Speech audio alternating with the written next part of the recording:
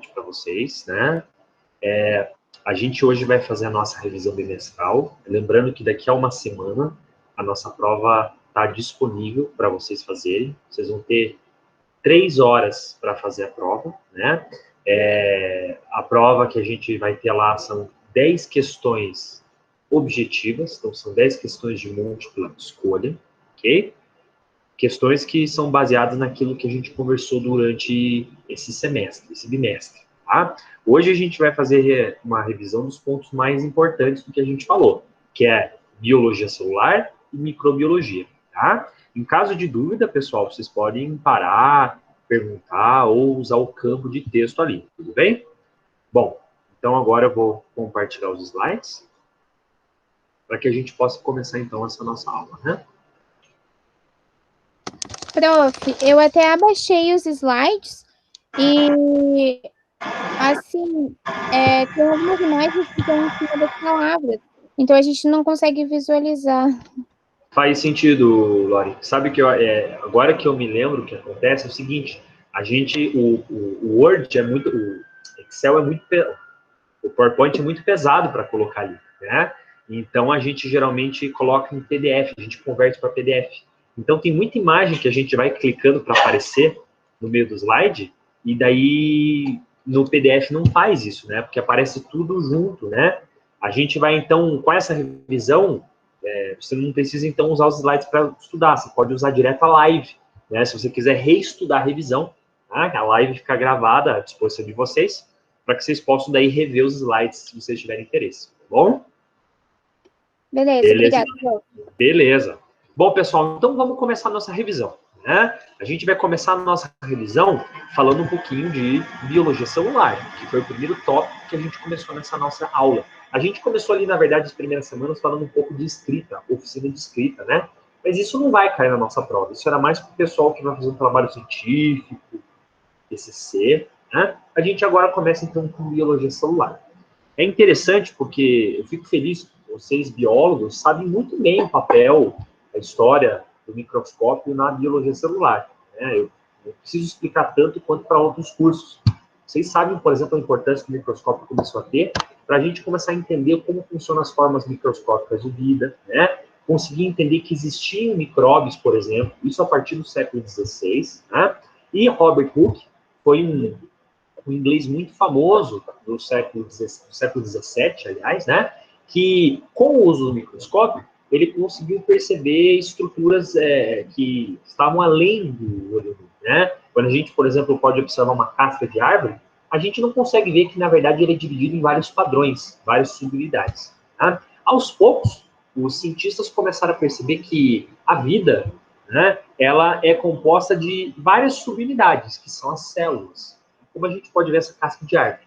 De lá para cá, alguns anos depois, foi formulada uma teoria que é chamada teoria celular.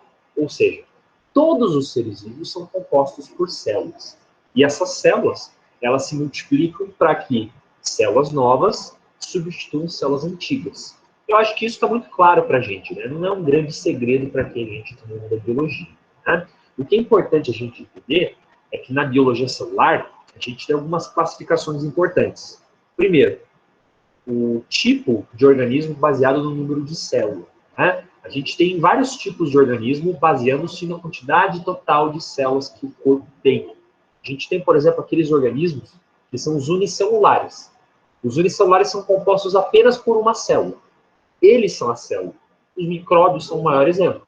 Né? Algas, fungos, bactérias, protozoários, eles são aquilo. Como eles são só uma célula, eles são microscópicos, você não consegue ver olho nu.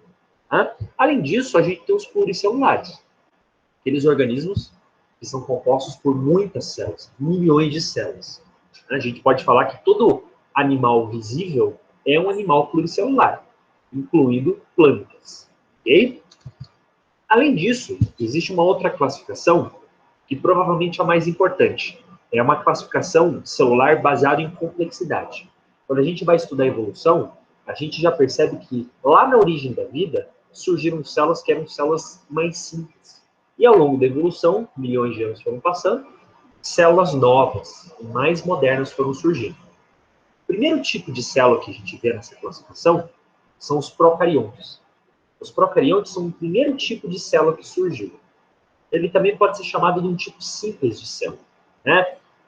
Pró significa antes, cário, semente. Semente relacionada ao núcleo da célula, né? Então a gente está falando de uma célula que veio antes mesmo do surgimento do núcleo, né? As células procariontes, elas são menores, elas não têm um núcleo, ou seja, o material genético está disperso no citoplasma, né? E eles também não têm organelas. Com exceção dos cibossomos, você não tem organelas no seu interior. Quem são os procariontes, professor? Apenas as bactérias atualmente são procariontes. Okay? Além disso, a gente tem outro tipo de célula, que é um tipo de célula mais sofisticado, que são os eucariontes. Então, o eucarionte é um tipo mais moderno e é um tipo mais complexo de célula, mais sofisticado. Né? Na célula eucarionte, a gente tem uma estrutura maior, a gente tem a presença de um núcleo, isso é muito importante, porque o material genético fica ali protegido, o DNA, por exemplo, dentro do núcleo, né? E a célula eucarionte, ela também tem organelas, aquelas estruturas compartimentalizadas que vão ter funções diferentes, que a gente vai falar bastante hoje. Né? Revisando então, pessoal, procarionte, primeira célula, o modelo mais simples, não tem núcleo e organela, versus eucariontes, o modelo mais recente, o modelo maior de célula, possui núcleo e possui organelas. Com exceção das bactérias, que são procariontes, e com exceção dos vírus, que nem célula tem, todos os outros seres são eucariontes. Plantas e animais e protozoários. Todos esses são eucariontes. Ok? Então fica fácil. Só bactéria é procarionte. Depois disso, todo o resto é eucarionte. Tá? A gente também tem na biologia celular um conceito muito importante, que é o seguinte. A forma de uma célula, ela tem uma relação muito íntima, muito forte com a sua função. Então, quando a gente observa essas células aqui no slide, a gente tem um espermatozoide, uma fibra muscular, um neurônio. A gente percebe que elas variam muito em formato. Elas não são nem do mesmo tamanho, nem da mesma aparência. Né? Isso denota para a gente que cada célula no nosso organismo tem um papel. Por exemplo, a fibra muscular, ela é uma célula achatada, o núcleo dela também é achatado e fica no centro. Né? Por que isso? Uma célula muscular tem um trabalho de elasticidade, de contratilidade. Um axônio é uma célula que é especializada em transmissão de impulso. Então, ela vai ter não apenas os dendritos, que são nossas árvores, né? Mas elas também vão ter essa grande cauda, que é o axônio, para transmitir informações. E, por fim, tem o espermatozoide, que tem uma função móvel, uma função de fecundação. Né? Durante o sexo, por exemplo, o homem ejacula espermatozoides, que tem a função de penetrar no sistema feminino, reprodutivo, né? E penetrar também no gameta feminino, que é o óvulo. Então, ele precisa dessas especializações, como uma cauda, flagelo, né? Enzimas que ficam na cabeça do espermatozoide para digerir a parede celular. Enfim, a gente percebe a grande variabilidade que a gente encontra. Outro fato importante para a gente lembrar um pouquinho da biocel, pessoal, é a composição das células. A célula, no primeiro momento, é algo bem complexo. Mas o curioso é que se a gente olha os ingredientes que compõem as células, a gente percebe que as células não têm tantos ingredientes assim. Né? Com pouca coisa, você pode fazer esse bolo que a gente chama de célula. Tá? Aqui nesse mapa, por exemplo, a gente pode ver que as células são feitas dos mesmos materiais que as estrelas, né? Essa frase bem famosa daquela série Quantum, né? Você pode perceber que esses 4 elementos químicos aqui, ó, oxigênio, carbono, hidrogênio e nitrogênio, o famoso chon, né? Eles compõem praticamente tudo que existe no teu corpo. Proteínas, lipídios, carboidratos, vitaminas, ácido nucleico. Então a coisa é incrível. Com poucas pecinhas eu monto o nosso organismo. Né? E aqui a gente também mostra a composição básica da nossa célula. Também não há nenhuma surpresa para vocês, a gente já falou antes, né? Que a maior parte do nosso organismo e também das nossas células são compostos por água. Água é fundamental. Água é o solvente universal. Água realiza o equilíbrio térmico. Água contribui para a homeostase do nosso organismo. Então, a água tem muitas funções. Não é nenhuma surpresa que 70% da célula é feita de água.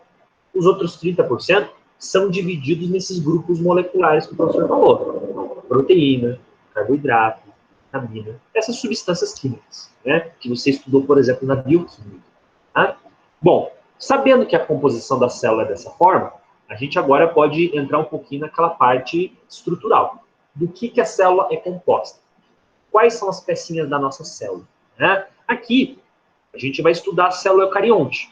A gente vai deixar para estudar a célula procarionte lá para frente, na micro. Né? Mas o que a gente pode falar aqui de eucarionte? Essa é a classificação básica, né? A estrutura do eucarionte se divide em 3. Membrana plasmática, citoplasma e núcleo.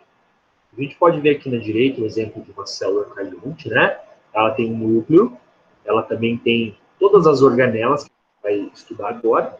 Uma comparação boa que a gente fez foi a de comparar uma célula com uma cidade, ou com uma fábrica. Assim como uma cidade precisa de vários setores, várias lojas diferentes para manter a economia funcionando, né? Por exemplo, de padeiro, de padre, de engenheiro, de comerciante, né? Banco. Uma fábrica, a mesma coisa. Uma linha de produção de coisas diferentes. E se a gente pensar nessa analogia, a célula também é assim. Para a célula funcionar, ela tem setores. Cada setor tem uma função. Ok? Bom, aqui a gente mostra a variabilidade que a gente tem, novamente, lembrando a variabilidade das células, né? A gente tem que lembrar o seguinte, as organelas, que são os órgãos de uma célula, você vai encontrar elas em diferentes quantidades, dependendo do tipo de célula que você tem. Quando você tem uma célula que tem um efeito anaeróbico, de explosão muscular, você vai ter organelas relacionadas à produção de energia, como mitocôndria, por exemplo. Quando você tem uma organela relacionada ao transporte, uma célula relacionada ao transporte, como, por exemplo, o glóbulo vermelho, você tem que ter um complexo de Golgi funcional, atuante. Né? Cada célula vai ter, então, uma quantidade diferente de organelas. Ok? Mas essas são as principais que a gente vai comentar aqui na aula de hoje. Né? Relembrando um pouquinho, então, cada uma das estruturas, pessoal, talvez a mais importante de todas seja a membrana plasmática. Né? Se você perguntar para um biólogo famoso, né, o Maynard Smith, né, foi um grande biólogo que começou a estudar a origem da vida, ele vai perguntar, ele vai falar assim para você, a diferença entre algo vivo e algo inanimado é a presença da membrana plasmática. Porque quando a nossa vida começou, há 3,5 bilhões de anos atrás, o que diferenciava naquela sopa primordial a vida do que não era vida? Né? Era a presença de uma matéria que era isolada por membrana plasmática. Então, a célula nada mais é que isso, o isolamento entre o meio externo e o meio interno. Né? A membrana plasmática é como se fosse a portaria da fábrica. Ela tem uma que a gente chama de permeabilidade seletiva. Ela controla o que entra e o que sai. Tá? Você deve lembrar que a composição da membrana plasmática é uma bicamada, ou seja, duas camadas, dois folhetos, um em cima do outro. Né? Professor, qual que é a composição da membrana plasmática? A membrana plasmática é feita de fosfolipídios, ou seja, um tipo bem complexo de gordura. Os fosfolipídios, eles previnem as substâncias do interior da célula de vazar, de extrapolar para o meio externo. Tá? Outra comparação muito importante para a gente, pessoal, é que a membrana plasmática é como se fosse um oceano. O professor falou que a membrana plasmática é uma bicamada fosfolipídica. Né? A gente tem nessa bicamada essas duas camadas de gordura que são fluídas, ou seja, elas funcionam como um oceano. Né? Elas não têm uma posição fixa. Além dos fosfolipídios, você também encontra proteínas. Né? Então, a gente pode observar nesse desenho aqui, ó, a gente tem dois folhetos de fosfolipídios, né? Como se fosse um mar, porque ele é fluido, ele é mole. E a gente também tem essas proteínas, parece essas balas jujuba, né? Essas proteínas aqui têm uma função muito importante. Elas são proteínas transmembrana. E elas é que vão guiar, é que vão encaminhar substâncias externas para o meio interno. E vice-versa. Essas proteínas não têm uma posição fixa, pessoal. Se eu estou falando que elas estão dentro de um mar de gordura, um mar de fosfolipídios, as proteínas têm uma posição também móvel. Então, a gente pode movimentar as proteínas da membrana plasmática de acordo com o nosso interesse. E elas são movimentadas. Quando a célula precisa, por exemplo, expor alguma substância, internalizar algum conteúdo, essas proteínas podem até, inclusive, se juntar. Ok? Eu vou dando algumas dicas para vocês, pessoal, para a nossa prova de semana que vem, e estudem com carinho a membrana plasmática. Uma pergunta, sem dúvida, vai ser relacionada à membrana plasmática. Ok? Aqui a gente pode ver uma fotografia de microscopia eletrônica de varredura, né? Você pode ver aqui a membrana plasmática, duas bicamadas uma em cima da outra, duas camadas juntas. Né? Depois disso, vencendo a membrana plasmática, a gente tem o citoplasma. O citoplasma, ele é o conteúdo interno, ele é o que preenche a parte interna da nossa célula, né? E ele tem uma intensa atividade. Tem duas coisas importantes aqui. Primeiro, o citoplasma, ele contém núcleo. Além disso, o citoplasma contém as organelas. Você, por exemplo, o teu organismo tem órgãos. Cada órgão é responsável por uma coisa no seu corpo. A célula pode se gabar da mesma coisa. Porque a célula tem organelas, tem pecinhas que vão cumprir funções diferentes. Tá? E agora a gente começa a falar sobre as organelas. Cada uma vai ter uma função muito diferente dentro da célula eucariótica. Né? Primeiro, as mitocôndrias. As mitocôndrias têm esse aspecto de ondas internas, né? A gente fala que ela tem várias cristas que são invaginadas, ou seja, ele tem essas sinuosidades, essas voltas, né? E é uma função primordial é que as mitocôndrias elas são responsáveis pela produção de energia. É como se fosse o gerador de uma fábrica, né? Quando uma célula tem mitocôndrias, ela é uma célula que é capaz de produzir uma grande quantidade de energia. Se você compara, por exemplo, com uma célula procarionte, a nossa célula ela consegue produzir muito mais energia. Por quê? Tem mitocôndria. Né? Existe um fato interessante das mitocôndrias, pessoal, que é o seguinte. Não basta você decorar a produção de energia, fim de papo. Como que a mitocôndria produz energia? Você tem que lembrar que a gente se alimenta de nutrientes e a gente espera adquirir energia a partir dos nossos alimentos. Né? Você adquire, por exemplo, glicose. A glicose é uma das moléculas mais importantes para produzir energia. A glicose, ela vai ser utilizada, ela vai ser metabolizada na mitocôndria para que a gente produza uma quantidade muito grande de dinheiro celular. O que é o dinheiro celular? É a moedinha energética, o ATP, adenosina trifosfato. Né? Então, com uma molécula de glicose, a gente é capaz de produzir 36 moléculas de ATP. A gente fica com um cofrinho cheio de moedas para desempenhar em várias funções diferentes. Isso é fosforilação oxidativa. A gente vai lembrar disso nas aulas de bioquímica. Né? Bom, depois vem o retículo endoplasmático. O retículo endoplasmático é a maior organela que a gente tem. Ela fica conectada ao núcleo. E se a gente observa esse desenho esquemático, a gente pode ver que ele é como se fosse um labirinto. Ele é um sistema de túneis, né? E que vai garantir a produção de biomoléculas, a síntese de componentes químicos para a nossa célula. Tá? A gente pode observar aqui, ó, que o retículo endoplasmático ele é dividido em duas porções. Primeiro o retículo rugoso, depois o retículo liso. A parte mais interna, ela tem essas bolinhas amarelas que a gente vê no desenho. Elas têm os ribossomos. É justamente por ter os ribossomos ele é chamado de rugoso. O que é, professor, o retículo rugoso? O retículo rugoso, ele tem os ribossomos que são responsáveis pela síntese de proteínas. Como os ribossomos estão grudados no retículo, eu posso dizer então que o papel do retículo rugoso é a produção ou síntese de proteínas. Né? O retículo liso, ele tem esse nome porque ele não tem ribossomos. Você pode ver aqui, essa parte mais externa, né? Você pode ver que esses túneis aqui, do retículo, não tem ribossomos, portanto, ele tem outra função.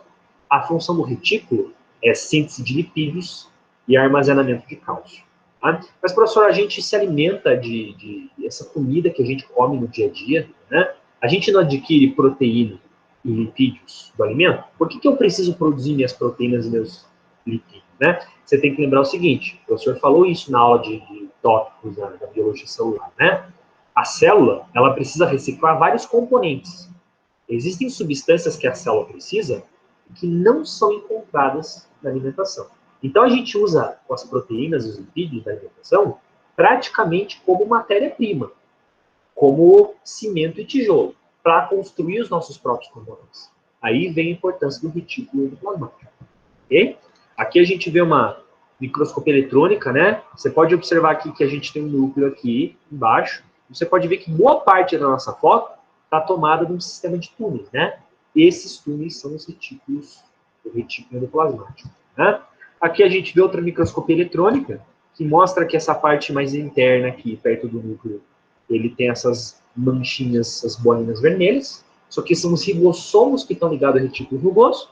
E essa parte mais externa aqui é o retículo liso, uma parte pelada, que não tem ribossomos. Continuando aqui, pessoal, a gente vê a próxima organela. Agora ficou fácil, né? Porque a gente acabou de falar da função dela, os ribossomos. Os ribossomos são compostos por subunidades, são duas subunidades que são montadas, né? E a gente encontra eles principalmente ligados ao retículo rugoso. Ele existe na forma livre, mas principalmente ligado ao retículo. Os ribossomos, eles são responsáveis pela síntese de proteínas. Então vai lá material genético, como se fosse um trem, se acopla ao ribossomo e a partir daí a gente tem a síntese de proteínas. Tá? O próximo organela que a gente tem é o complexo de Golgi. O complexo de Golgi tem esse nome pelo italiano que dedicou ele no começo do século XX, Camillo Golgi. Né? Essa organela ela é responsável pelo endereçamento. Então, o retículo endoplasmático produz muitas proteínas e muitos lipídios. Né? Mas quem que vai levar esses produtos para o seu local de origem, para o seu local de ação? É o complexo Golgi.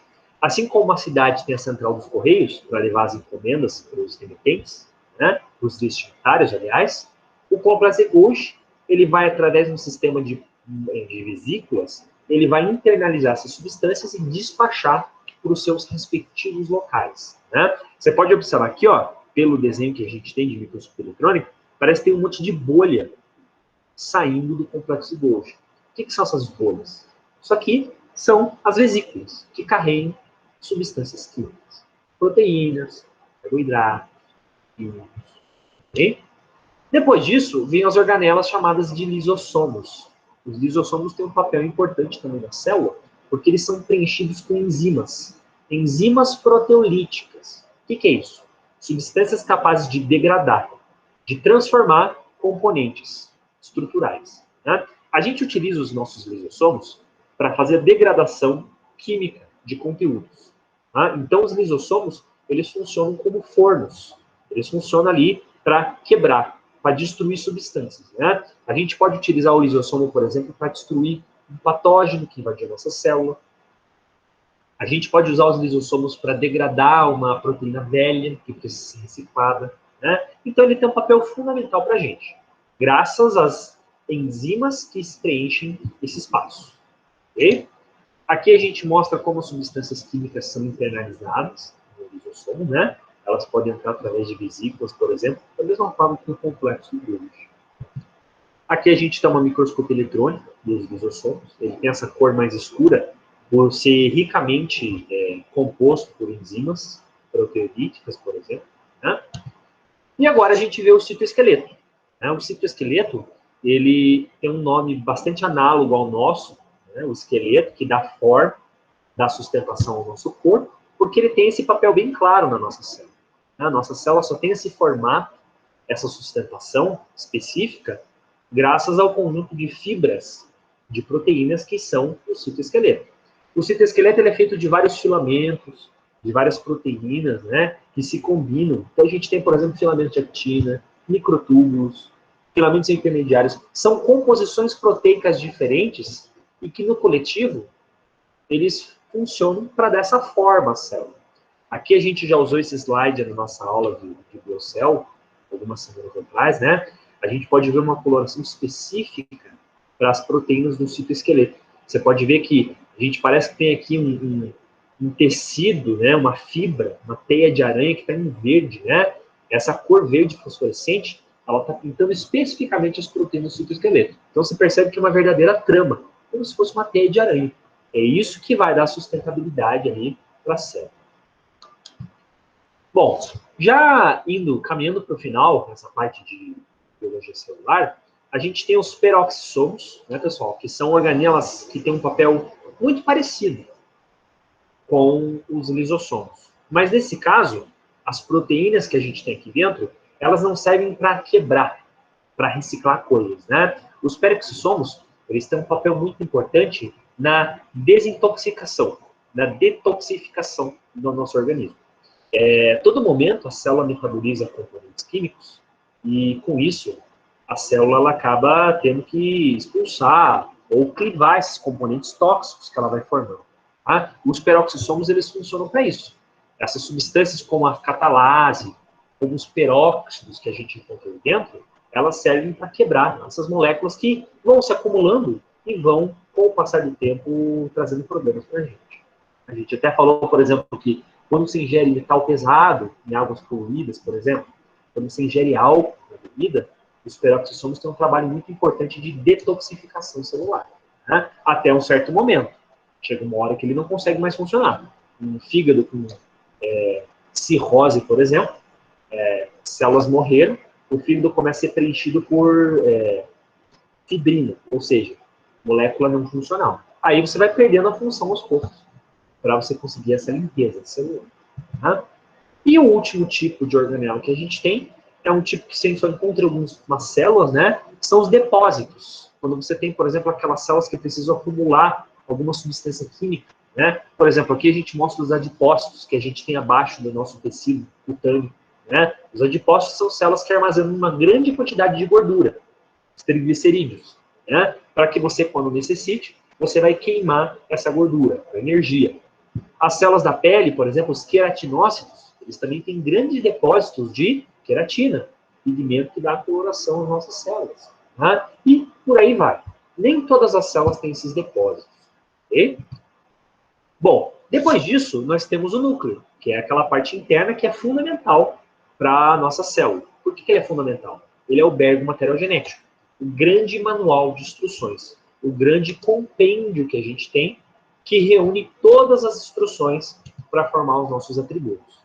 Quando você olha na teoria, você percebe que aqui o material genético núcleo, ele está aqui dentro da nossa estrutura, né, dessa estrutura nuclear, mas quando você olha no microscópio, o que você observa?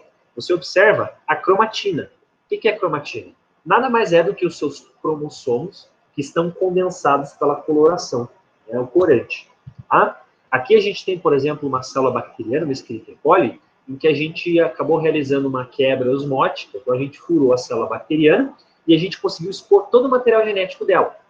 Como a bactéria não tem núcleo, é fácil você tirar o DNA. Olha esse monte de fio aí, né, pessoal? Essa moçoroca aí, né? O que é isso aí? Isso aí é todo o material genético da bactéria. Você pode ver que, proporcionalmente, ele é muito maior em área, em volume, do que o resto da célula. Acontece que a situação do material genético é justamente essa para a gente. O material genético é uma grande biblioteca, né? Que a gente consegue condensar contida num núcleo pequenininho, graças às proteínas de membrana, né? As proteínas do núcleo, aliás. Aqui a gente tem na teoria a aparência do nosso DNA, né? Ele é uma fita dupla hélice, elas são fitas antiparalelas, né? A gente não vai investir muito tempo nisso, porque a gente vai ter aula de bioquímica e de genética em tópicos ainda, para falar sobre a genética, né? Mas aqui eu mostro para vocês que a estrutura do RNA e do DNA é bem típica, né? Comparado ao resto do nosso corpo. É um software que funciona universal, então, independente da célula, a gente sempre tem a mesma funcionalidade. A gente tem aqui na nossa turma celulares diferentes. Cada um tem um sistema operacional diferente. A natureza dá de 10 a 0 nas empresas. Por quê? Independente do teu tamanho, independente da tua nacionalidade, o DNA vai funcionar de forma compatível. Se eu pegar um material genético de uma girafa, o RNA mensageiro de uma girafa, eu posso ler uma célula bacteriana, por exemplo. Isso é incrível. Mesmo sistema operacional.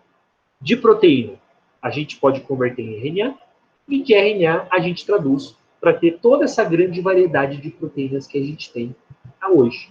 Aqui eu cito um exemplo, né? Você tem, por exemplo, o BNTV aqui. Ele precisa sintetizar o bico, a queratina, que faz parte do bico dele. Então, alguma parte do seu DNA é o gene produtor da queratina. Né? O RNA, ele vai habilmente copiar as informações que tem aqui e levar para os ribossomos, para que isso possa ser traduzido nessa proteína chamada queratina. Okay? Bom, passando essa parte básica, Obviamente, a gente não teve tempo de falar em tópicos especiais de biocell, né, pessoal? Vocês sabem que seria impossível. A gente falou os aspectos gerais mesmo, né? A gente fala um pouquinho sobre as vesículas extracelulares, que foi um tópico bastante relevante nos últimos anos relacionado à ciência e biologia celular. Tá? As vesículas extracelulares, elas nada mais são do que partículas que são emitidas de uma determinada célula, por algum motivo. A gente descobriu que uma célula é capaz de eliminar, produzir vesículas e que são muito importantes na comunicação celular. Por quê? Essas vesículas, ou seja, essas partículas, elas contêm material químico. Elas contêm proteínas, elas contêm antígenos, elas contêm até mesmo material genético. Né? Então, uma célula pode, por algum motivo, produzir essas vesículas, ou seja, eliminar essas vesículas, e ela vai ser internalizada por uma célula receptora. Né? Quando a gente descobriu isso, nós percebemos aí uma revolução no campo da biologia celular. Por quê? As vesículas extracelulares conseguem comunicar linhagens diferentes de células e conseguem influenciar o hospedeiro. Né? Aqui, por exemplo, a gente mostra dois nomes importantes de vesículas. As microvesículas, que são as partículas maiores, elas brotam direto da membrana plasmática, e os exossomos, são partículas menores. Geralmente elas vêm a partir dos corpos multivesiculados, que são estruturas de combinação do retículo endoplasmático. Né? Aqui a gente mostra uma célula eucarionte, né, e uma célula parasitária, um protozoário, também eucarionte. Você percebe aqui que a giardia é capaz de eliminar também vesículas de diferentes tamanhos. Hoje, nós utilizamos vesículas para muitas coisas. A gente sabe que a gente pode encontrar vesículas em todos os tipos de fluido biológico. Então, sangue, urina, fezes, escarro, sêmen, qualquer tipo de fluido biológico, qualquer tipo de tecido. Então, a gente tem uma grande potencial para isso. Por quê? Baseado nas vesículas, a gente pode detectar vesículas de células diferentes e moléculas de células diferentes. Né? Por exemplo, eu posso utilizar vesículas como vacinas.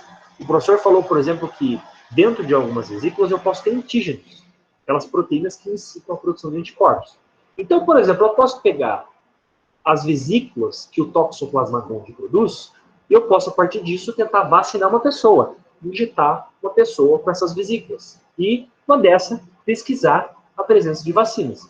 Existe uma pesquisadora brasileira, que é a Aline, eu esqueci o sobrenome dela, que em 2004 ela já fez 2006, ela já tentou fazer um teste com vesículas transcelulares de Toxoplasma gondii, para tentar criar uma vacina. Né? Até o momento não houve muito progresso, porque ela precisa de técnicas mais modernas para isso. Mas existe um grande potencial para isso. Né? Aqui eu mostro um outro exemplo, que a gente poderia purificar essas vesículas de um paciente e tentar tratá-los, colocando alguma coisa ali dentro, ou até mesmo doar para outro indivíduo, para outro receptor. Um outro papel que eu tenho das vesículas é para diagnóstico. Eu posso, por exemplo, pegar essas vesículas e eu posso pegar o sangue de uma pessoa e procurar vesículas de uma determinada situação. Já existem trabalhos que mostram que hoje eu posso, por exemplo, detectar diabetes de uma pessoa pesquisando vesículas que são eliminadas de células diabéticas. Olha que interessante. Uma proteína chamada GLP-1, que está aumentada em grande quantidade, né, quando a pessoa tem diabetes. Olha que interessante. Eu posso procurar as vesículas, que é um subterfúgio, algo indireto. Né? E aqui a gente mostra vários exemplos, né? Vários tipos de vesículas que já foram estudados em pulmão, baço, rins, medula espinhal, e já foram utilizados para testes de provocação, por exemplo, de doença, de tratamento, enfim. Grande parte de pesquisa hoje é feita com vesículas extracelulares. Né? Bom, a gente está uma revisão longa, né, pessoal? O professor acaba, às vezes, passando muito rápido. Agora que a gente vai trocar de assunto, a gente vai passar de biocell para micro, eu faço uma pausa e eu pergunto para vocês, tem alguém que tem alguma dúvida de biocell, que a gente comentou? Ou de qualquer outra coisa, né? Tudo tranquilo até o momento? Professor, Diga. Eu tenho uma pergunta. Eu acho que se você falou, eu não peguei na aula. É sobre as vesículas extracelulares. Elas são liberadas, a célula libera elas para uma outra célula receber, certo? Certo. Mas por quê? Tem algum... Boa pergunta. né? A gente sabe hoje que... A gente sabe há os últimos 30 anos, a gente sabe isso, né? Pouco tempo, para a ciência isso não é nada, né? Que existem células que, quando estão sob estresse, elas liberam essas vesículas. A gente está se perguntando se isso seria uma tentativa de tentar salvar as substâncias químicas que existem dentro, uma forma da célula mostrar que ela está estressada, para o resto do organismo tentar combater aquela ameaça que pode estar prejudicando aquela célula em particular, né? Mas a gente sabe que existem células, por exemplo, que eliminam normalmente, faz parte do seu metabolismo eliminar componentes através da vesícula, tá? Ou seja, respondendo à tua pergunta, por provocação, por estresse, mas também fisiologicamente. Tá? Essa é a grande resposta. Entendi. Obrigada, professor. Beleza? Tranquilo. Professor, em relação a isso que a Day falou, será que é por isso, então, que o melanoma ele acaba produzindo mais vesículas extracelulares devido ao tratamento da quimioterapia? Sim, você está certo, você respondeu parte da pergunta, né? Eu acho que a gente até já falou sobre isso, né? O melanoma, todo câncer tem potencial. O problema é o seguinte: o câncer, ele é uma célula que se reproduz indefinidamente. E o câncer, ele tem uma grande quantidade de eliminação de vesículas. Qual que é o problema? Essas vesículas podem carregar componentes para induzir câncer em outras células. Olha que difícil, né? Não basta só você espalhar o câncer pelo corpo, pelas células. Você também vai poder espalhar pelas vesículas, né? E além disso, Ariane, a gente também sabe que quando a gente tenta tratar o melanoma, muitas vezes não dá certo o tratamento, porque parte da quimioterapia, da substância de tratamento, vai-se embora quando a célula está produzindo essas vesículas. Então, olha como é complexo a situação. Bem complexo. Aí, no caso, no diagnóstico, quando essas vesículas de uma célula cancerígena libera, é diagnosticado como tumor infiltrativo, né? Quando vai para outros órgãos. Possivelmente, isso mesmo. Exatamente. Tem chance de metástase, né? A gente fala quando as células tumorais começam a invadir outras regiões do teu corpo. Entendi. Beleza, pessoal? Então, beleza. Então, beleza, prof. Obrigada. Valeu, obrigado a vocês, né?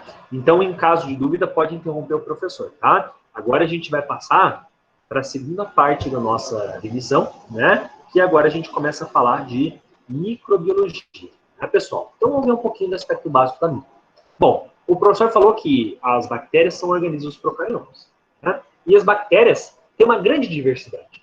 A gente fala de diversidade bioquímica, diversidade estrutural. Para a gente, que costuma estudar mais as espécies que causam doença, 3 formatos são os principais. Primeiro, bactérias em formato de copos, depois formato de bacilo e, por fim, formato de espiral. Essas são as formas mais básicas, né?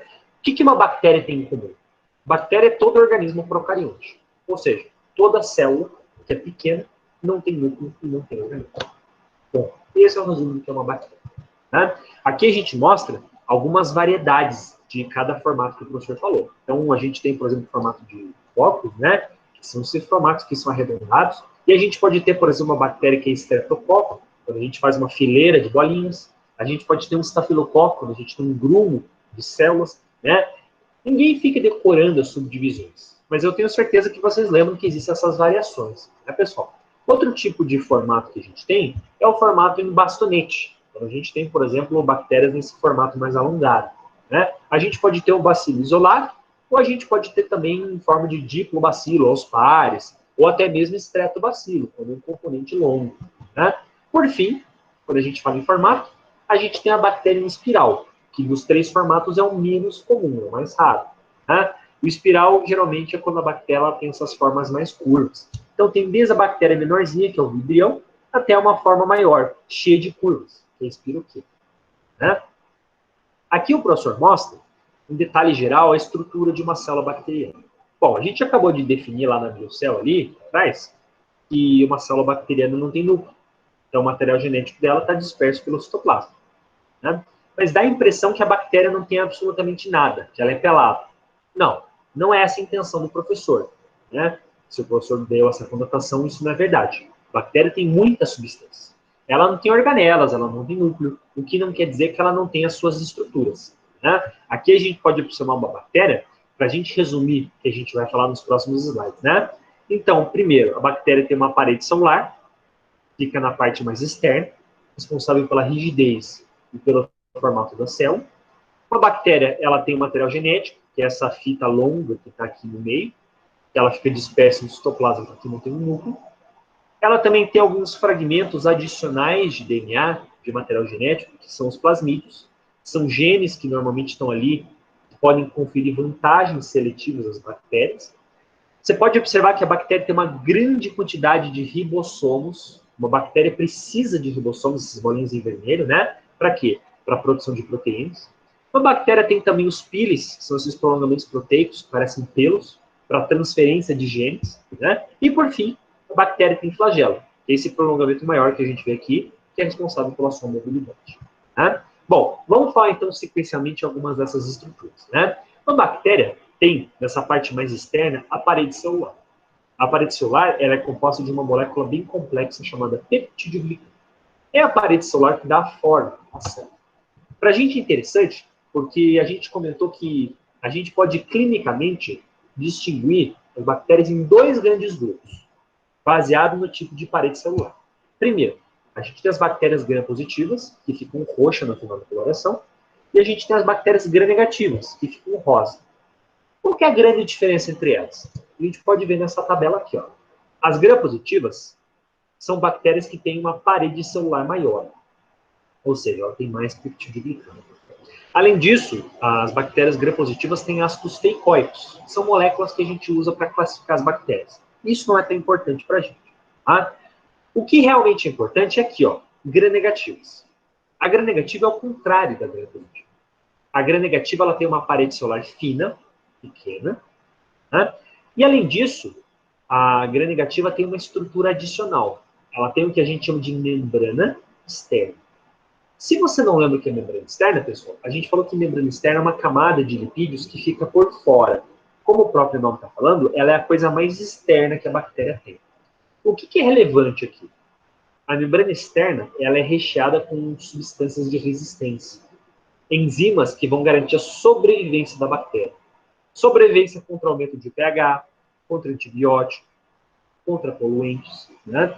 Então, vocês devem lembrar que o professor falou que, no geral, as bactérias gram-negativas elas têm uma resistência maior, justamente por essas proteínas aqui, né, que ficam preenchidas na membrana externa. Além disso, a membrana externa tem uma LPS, que é uma molécula que também é uma toxina, que pode causar choque na pessoa, choque séptico, né, coisas mais sérias. Bem? Depois disso, a gente tem a membrana plasmática. A membrana plasmática ela fica mais interna à parede celular. Uma célula, normalmente, a membrana plasmática é a coisa mais externa, mais por fora, né? No caso da bactéria, não. A parede celular é a estrutura mais interna, né? Mais externa, desculpa. Tá? E, assim como ali no que a gente falou em biocel, aqui a função é a mesma. A bactéria tem a membrana para permeabilidade seletiva. Né? Lembrando que a composição química da membrana plasmática da bactéria é diferente da nossa. Os componentes químicos que estão na bactéria são mais simples, no geral. Depois disso, a gente tem o citoplasma. Já não é uma novidade, na aula de hoje a gente já falou. Um procarionte não tem núcleo, então o material genético está disperso. Né? Já falamos também que a bactéria tem uma grande quantidade de ribossomos. E aqui vem, novamente lembrando, né, pessoal?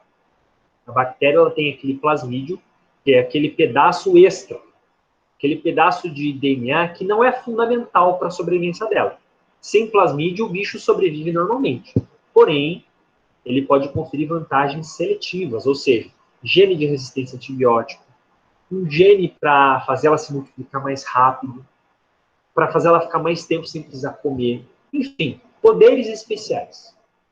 Entre aspas, a gente pode brincar assim, né? Outra coisa também é que uma bactéria pode transferir plasmídeos para uma colega. Basta ter um contato físico, uma ponte entre elas, que a gente vai lembrar daqui a pouco.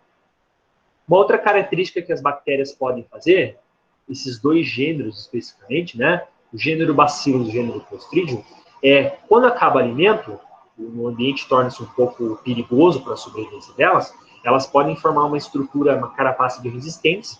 Os endóspores, que a gente pode ver na foto aqui, ó, você pode ver que parece palito de fósforo aqui, né? Esses abaulamentos, esses arredondamentos aqui, ó, na ponta de cada bacilo, isso aqui é um endósporo. Né? É uma estrutura de resistência que ela vai guardar o material genético ali para sobreviver longos tempos sem comida, sem água, enfim. É um sério problema para a indústria de alimentos. Porque quando você tem um alimento contaminado com endósporos, você não tem mais como reaproveitar esse alimento. Tá?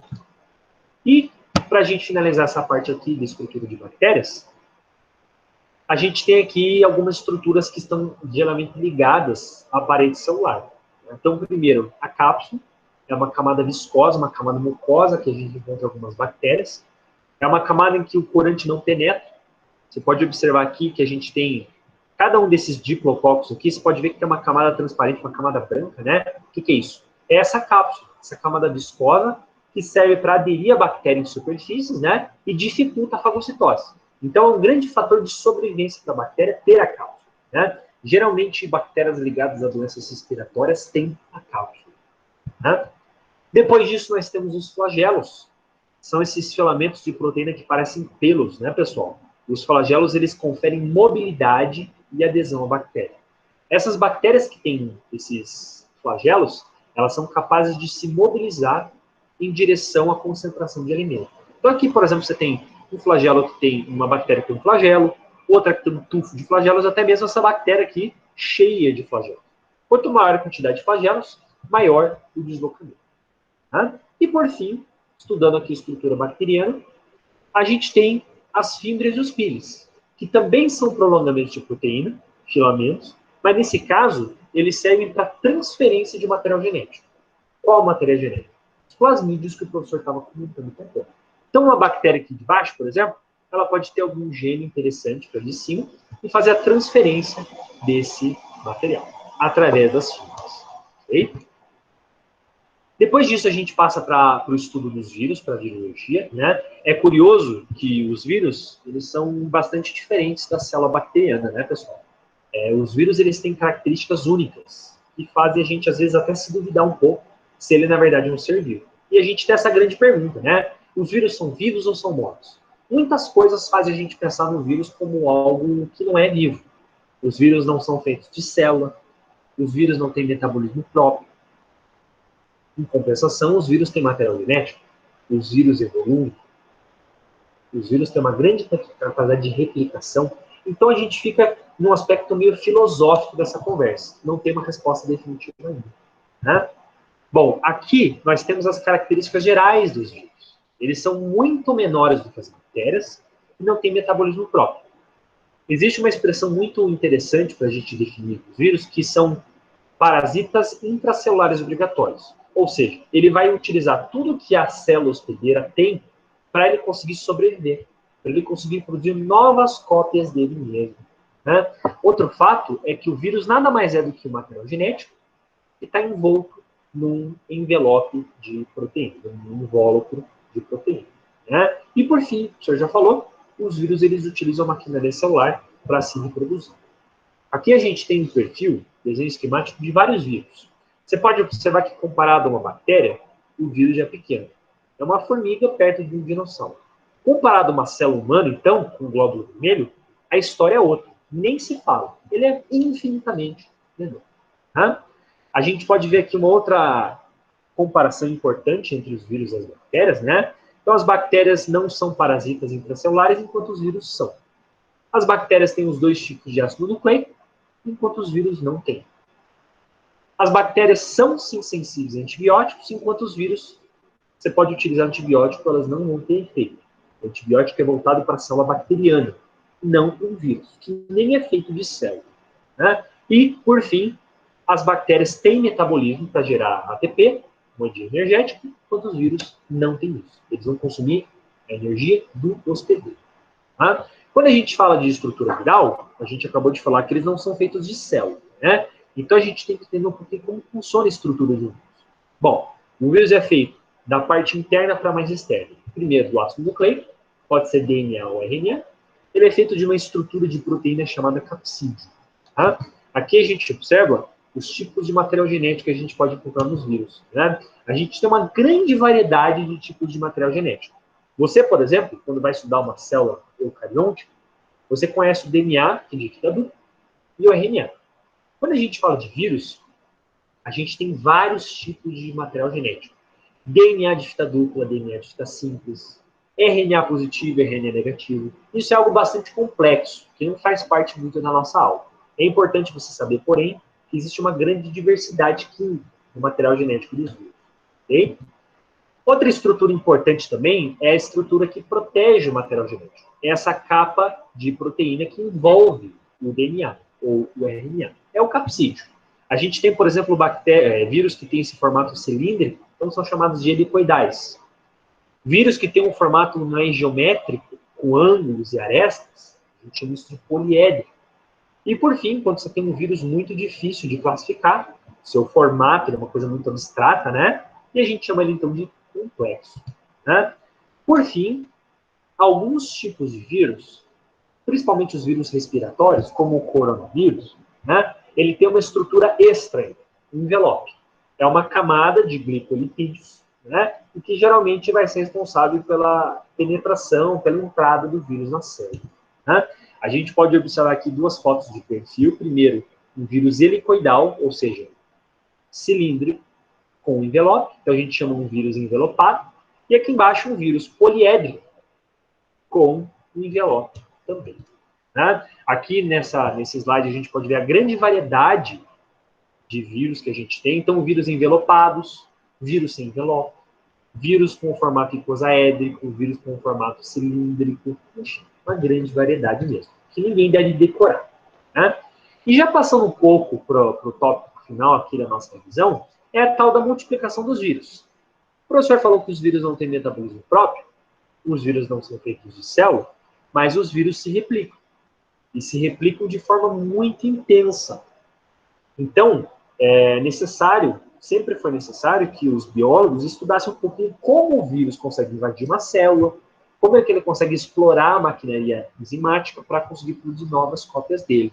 Né? Aqui a gente tem, de forma resumida, as 5 fases de um vírus. Tá?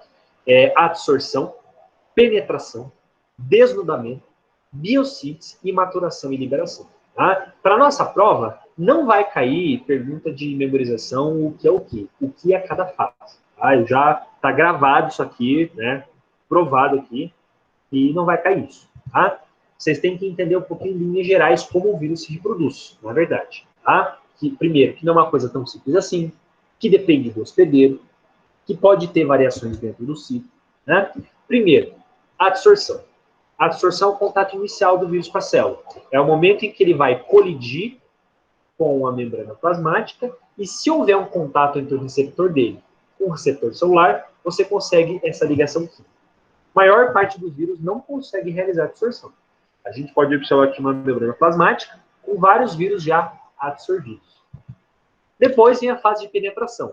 O vírus já está grudado, o receptor dele já está em contato com o receptor celular, e nesse momento ele tem que vencer a membrana plasmática. Para isso, ele pode entrar numa técnica que a gente chama de pinocitose, quando ele, por exemplo, vai entrar através de vesículas dentro da nossa célula, ou ele vai entrar pela fusão. Um vírus envelopado, por exemplo, ele vai deixar sua bicamada lipídica grudado na membrana, como se deixasse um casaco na membrana plasmática. E aí, ele entra somente com o seu capsídeo.